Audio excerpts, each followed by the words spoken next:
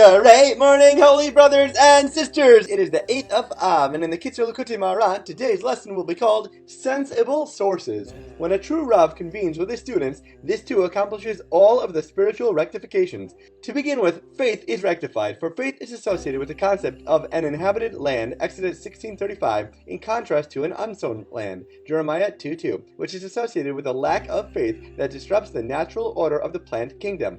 The true Rav concerns himself with each bit of faith that is to be found in each and every person, gathering them all together and elevating them.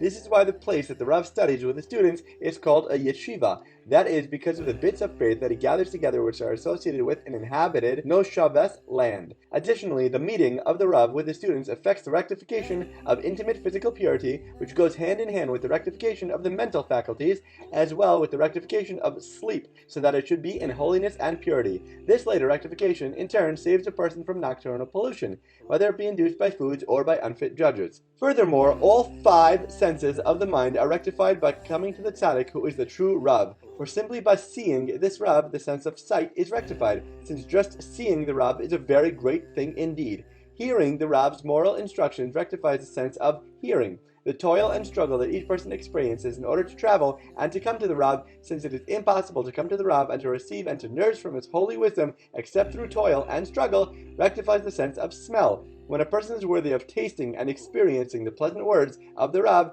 his sense of taste is thereby rectified as well. And finally, through the expenditures that a person makes when he spends his money and the toil of his hands in order to come to the Rav, the sense of touch is rectified.